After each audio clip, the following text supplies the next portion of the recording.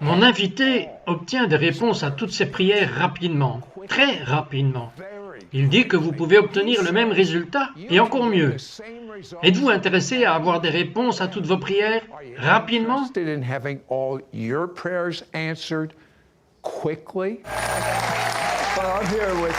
Je suis ici avec mon cher ami Guillermo Maldonado. J'ai entendu des rapports sur vous, je veux dire, chaque fois que j'entends que vous êtes dans une autre partie du monde, mais il y a une gloire en cours dans vos réunions.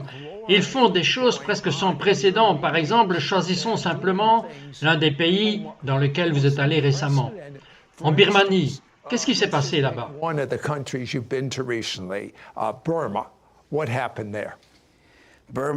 appelait avant la Birmanie le Myanmar. C'était un jour où j'avais prié pendant un moment dans ma chambre d'hôtel et quand je l'ai laissé, je suis arrivé dans une arène de 15 000 personnes non climatisées, 43 degrés, très chaud.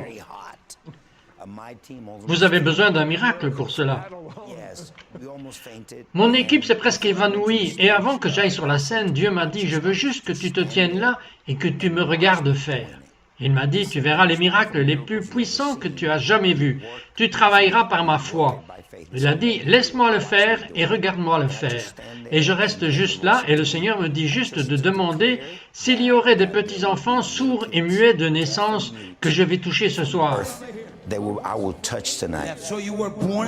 Donc tu es né dans cette condition.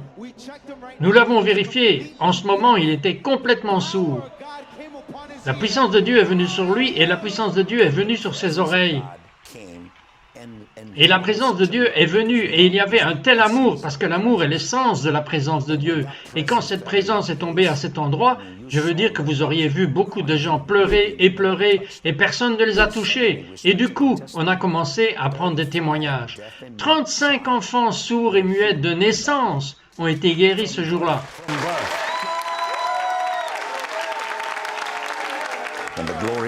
Et la gloire est venue et cet endroit était tellement puissant. Nous avions 95% des 15 000 personnes qui étaient bouddhistes. Et lorsque je demandais combien d'entre vous veulent recevoir Jésus après qu'ils aient vu l'amour de Dieu qui est venu dans cet endroit, les gens étaient touchés et pleuraient et ils ont tous reçu Jésus.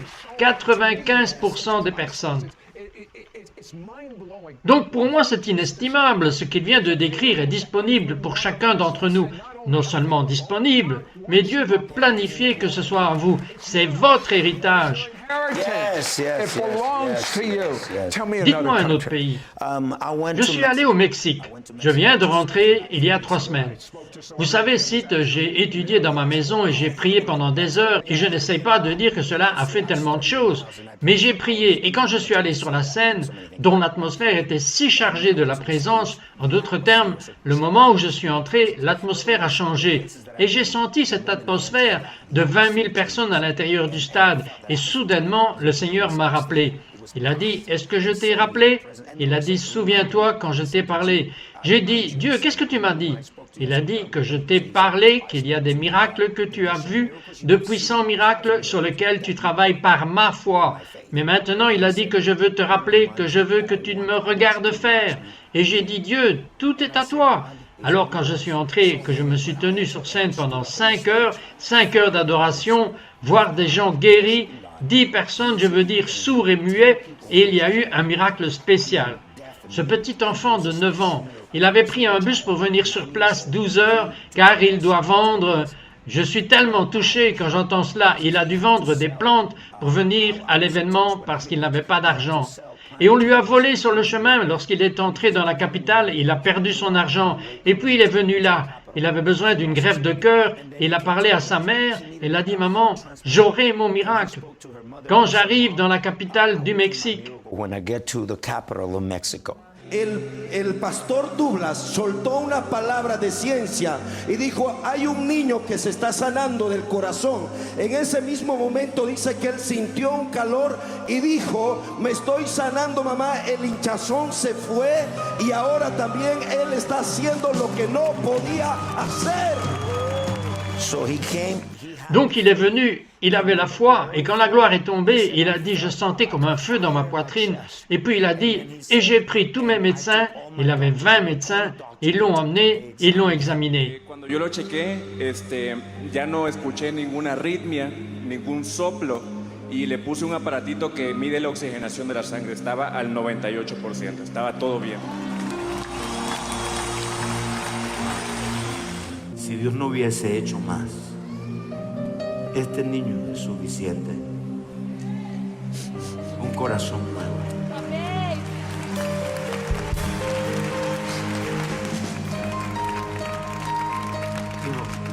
Quiero que vean la cámara ahí. ¿Por qué lloras, hijo? Porque Dios me sanó mi corazón. Il a eu un nouveau cœur, personne ne l'a touché. Il y a des gens qui nous regardent maintenant, il leur manque des organes dans leur corps. C'est très habituel car il y a un surnaturel normal, mais il y a un surnaturel inhabituel. Chaque fois que vous voyez ce type de miracle, il y a une femme qui regardait cette émission et il lui manquait un organe. Et elle a dit, quand le cadeau est tombé sur elle, elle a eu un tout nouvel ovaire. Et c'est ce que la gloire de Dieu fait. Je sais ce que je dis, je le sais comme si je l'avais vu arriver. Je sais qu'avec le mouvement de Dieu qui est ici déjà, que l'homme moyen qui connaît le Messie fera exactement ce qu'il fait. Et ce ne sera pas dans une émission de télévision, parce que ce sera le nouveau des gens normaux qui ont la gloire de Dieu sur eux. Maintenant, beaucoup d'entre vous ont tellement prié, et si vous êtes honnête, vous avez vu peu de prières qui ont eu une réponse, et beaucoup d'entre vous avez abandonné ou demandé plus aux autres plus doués de prier pour eux. Beaucoup de malades ont vu trop de leurs êtres chers qui sont morts et comptent désormais davantage sur les médecins. Guillermo obtient toutes les réponses à ses prières. Vous aurez toutes les réponses à vos prières. Je vous dis que vous aurez toutes vos prières exaucées rapidement. Answered. I tell you, you will have all your prayers answered quickly.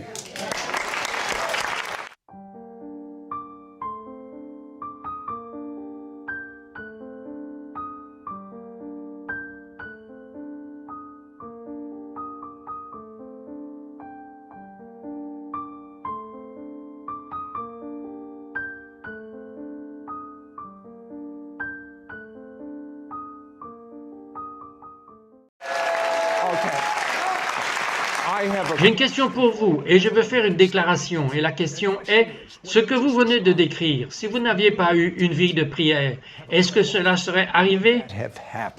Pas du tout, pas du tout. Et je vous explique pourquoi. Jésus, quand il est venu sur cette terre, le plus proche qu'il était du Père était par la prière. En d'autres mots, s'il était si proche du ciel, c'était à travers la prière. Et donc, si vous voyez dans la Bible, vous voyez Jésus. Les disciples lui ont demandé une fois, ils n'ont jamais demandé à Jésus, donne-nous plus de foi, ou donne-nous plus d'onction, ou donne-nous plus de pouvoir. Ils ont demandé, apprends-nous à prier. Et quelle en était la raison? C'est parce qu'ils ont vu les résultats, ils ont vu que Jésus passait, mon Dieu, je ressens la présence de Dieu, il a passé des heures à prier. Mais la plupart des croyants ne peuvent pas faire cela. Ils ne le feront pas, ou ils ne le sentent pas, ou ils sont fatigués. Ok, parce que la raison est que vous ne pouvez pas passer tout ce temps parce que vous vous ennuyez. C'est ennuyeux, parce que vous n'avez pas cette relation étroite. Les gens n'ont pas cette proximité, cette relation avec Dieu. Nous devons donc comprendre tout d'abord ce que Jésus enseigne, la louange du Père, Abba. Et quand vous priez notre Père. Et cela signifie qu'il y a une connexion. Mais c'est important. Ok, donc Jésus était le plus proche du Père par la prière. Il a dit qu'il priait toute la nuit. J'ai dit à Dieu un jour, j'ai dit, que veux-tu dire prier toute la nuit? Cela prend-il toute la nuit? Il a dit, mon fils, il y a des prières auxquelles je peux répondre immédiatement et il y a des prières qui dépendent de ce que tu crois, que tu dois accumuler et que tu verras une accumulation. Ce que je veux dire est que le Seigneur m'a dit, si tu as fait une prière dans ma volonté, tu ne vas rien perdre de cette course. En d'autres termes, j'ai entendu ces prières, mais elles vont passer. Et puis il m'a dit que c'est la saison où je répondrai à toutes tes prières de mon peuple. Donc il y a un point de basculement. Il faut faire une accumulation. Mais il y a quelque chose en plus. C'est la saison juste au point de basculement. for the tipping point. Juste, c'est la saison et il y a beaucoup de monde assis là, demandant, bien, j'ai prié, il ne s'est rien passé, mais il y a une clé pour que vos vraies prières soient exaucées rapidement. Et maintenant, aucune prière n'a été du gaspillage, ok? Ok, rapidement, numéro 1, la Bible dit en 1 Jean, « Si vous priez selon sa volonté, il nous écoute, et s'il nous écoute, nous avons la pétition que nous avons faite à Dieu. » Mais maintenant, chaque prière de ma propre vie a été selon la volonté de Dieu. Chaque prière que nous avons faite, c'est le modèle. Et le Seigneur m'a dit, « Au moment où tu as signé avec ma volonté, je vais accéder à ces prières. » Il y a tant de gens qui prient et sont frustrés parce qu'ils ont dit « J'ai prié !» Mais si vous priez et que ce n'est pas selon la volonté de Dieu, il ne vous répondra pas. Alors parfois, vous devez savoir quelle est la volonté de Dieu. C'est la première chose. D'abord, vous devez vous aligner sur ce que vous devez connaître de la volonté de Dieu. Est-ce la volonté de Dieu pour que vous soyez guéris? Oui. Est-ce la volonté de Dieu pour que vous prospériez? Oui. Est-ce la volonté de Dieu d'être délivré? Oui. Est-ce la volonté de Dieu d'être porteur de la présence de Dieu? Oui. En fait, il y a quelqu'un là-bas, vous venez d'avoir une crise cardiaque et vous avez eu ce quelque chose qu'ils ont mis dans un pacemaker, une insuffisance cardiaque, un pacemaker. Juste maintenant, Dieu guérit votre corps en ce moment. En fait, c'est génial, Dieu vous donne un nouveau cœur. Je vois quelqu'un avec une jambe et vous avez eu comme si vous aviez besoin d'un nouveau cartilage dans votre jambe en ce moment et votre genou. Dieu bénit votre corps maintenant. Ce n'est pas la volonté de Dieu pour vous d'être malade. Si vous voulez que vos prières soient exaucées maintenant, si vous voulez que vos prières s'accélèrent maintenant, vous devez être aligné avec la volonté de Dieu. Vous devez vous aligner avec le ciel. Je vois quelqu'un aveugle à cause du diabète. Vous aviez quelque chose? Ah oui, Seigneur, oui, quelqu'un a une maladie bizarre. Je pense que c'est une maladie sur 100 000. Là, il y a une maladie dans votre peau. Dieu touche votre corps maintenant pendant que je parle. La présence de Dieu est sur vous. Je veux que vous ayez si faim pour entrer dans l'endroit secret. C'est l'endroit secret, c'est de cela que la Bible parle. Et peu de chrétiens y entrent. Et je vais vous dire, la chose qui a fait que Jésus, après avoir exercé son ministère toute la journée, et être fatigué, d'être debout toute la nuit, et puis être énergisé, il est entré dans le lieu secret. Guillermo va nous dire comment il est entré dans le lieu secret. Et quand nous revenons, je veux savoir comment vous avez commencé. Je veux connaître l'ABC. Nous revenons tout de suite. Yes. Be right back.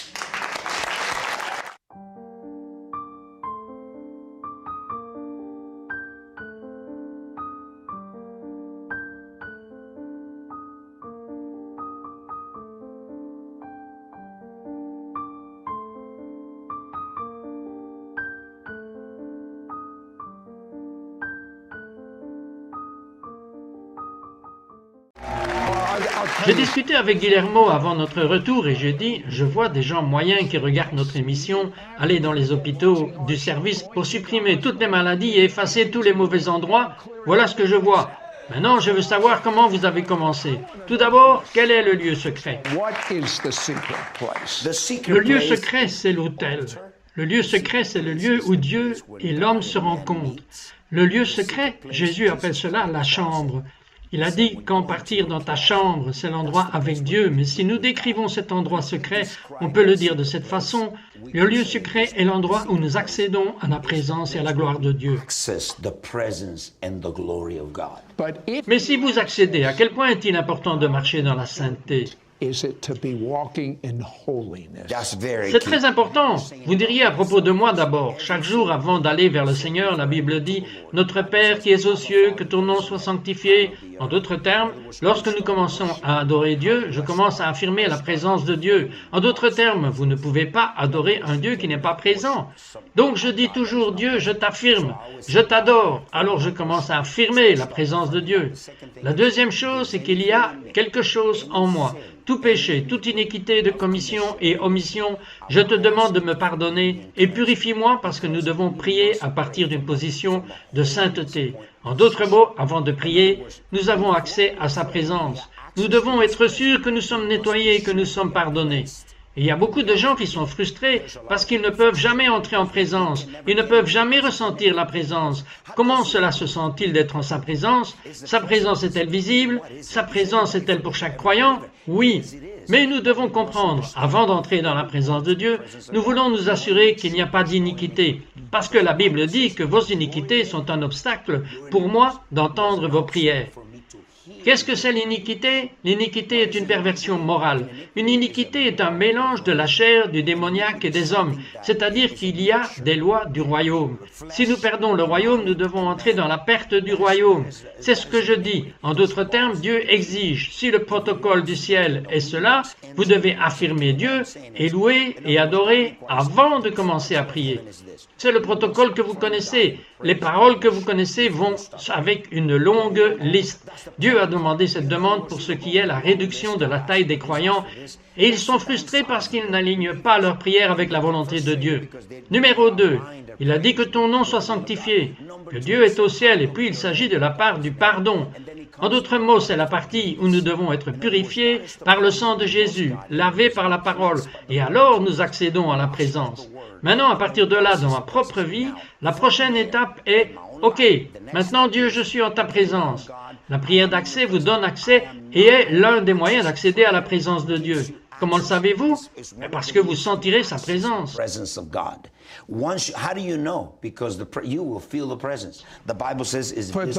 Mais pour ceux qui n'ont jamais ressenti la présence de Dieu, à quoi cela ressemble-t-il? Ok, par exemple, je peux vous le décrire. Par exemple, je sens parfois comme une pluie tomber sur moi. Parfois, l'homme comme Job le décrit, comme une bosse dans votre corps, parce qu'il a dit l'une des caractéristiques de sa présence est visible, est tangible. Autrement dit, le nuage était tangible et quand le président est là, tout le monde le sait. Quand le président est là, mais je vous dis une chose, la seule fois où je n'ai pas ressenti la présence, c'est quand quelque chose était en moi que Dieu a arrêté, qu'il a évité que je puisse ressentir sa présence parce qu'il voulait corriger cette zone. Mais quand je suis juste avec Dieu, quand je suis dans la sainteté avec Dieu, je peux accéder à sa personne. Mais c'est si puissant, parce que nous entrons en présence de Dieu. Les gens disent, oui, vous êtes dans sa présence et vous adorez, et vous vous sentez quoi? Non, ce n'est pas la fin, parce que lorsque vous accédez à la présence, vous devez vous visualiser vous-même dans sa présence. Numéro 2, après. Excusez-moi, je vous ramène au numéro 1. Que voulez-vous dire, visualiser? Ok, Dieu est sur son trône. Vous, devant Dieu. Vous avez une audience avec Dieu. Pour tous ceux qui regardent, chaque fois que vous priez pour avoir une audience avec le Dieu Tout-Puissant, et puis quand vous y répondez dans sa présence, maintenant vous avez bien dit, je sens sa présence. Je ressens la chair de poule et tout cela. Attendez, ce n'est pas la fin. Le Seigneur m'a dit une fois, à chaque fois que tu accèdes à ma présence par la prière, il a dit, tu deviendras un porteur de ma présence. Qu'est-ce que le mot présence signifie? Le mot présence signifie atmosphère. Une des significations du mot présent est une ambiance. En d'autres termes, vous venez hors de « Ah, je sens la présence comme je suis en train de vous en parler ». Vous sortez de la présence de Dieu. Tout cela à cause de la prière.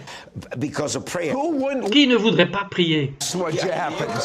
Écoutez cela, écoutez. Vous sortez avec une atmosphère. Quelle atmosphère? L'ambiance de Dieu. J'étais dans un ascenseur et quand je suis entré dans l'ascenseur, les gens se mettent à maudire et les démons commencent à crier. Puis ils ont dit, « Qu'est-ce que vous portez ?» Je suis un porteur de la présence, mais ce n'est pas seulement moi, c'est toute personne qui va dans la présence de Dieu, dans la prière. Vous devez devenir un porteur de la présence de Dieu. J'étais dans des stades, plein de gens, et au moment où je suis entré, l'atmosphère est changée. Non pas à cause de moi, mais parce que je suis porteur de la présence. Des gens ont été guéris. J'étais dans le ministère en Malaisie, un stade de 30 000 personnes. Je veux dire, un demi-mile de personnes malades. Et quand j'ai répondu, la présence est tombée. Et avant de commencer à prier pour toutes les personnes, 21 fauteuils roulants étaient déjà vides. Je vais vous dire quelque chose, et c'est un fait. Ce qu'il est en train de décrire, c'est vous. Ce qu'il décrit et ce que Dieu dit. Vous allez dans le monde entier et vous proclamez la bonne nouvelle. Vous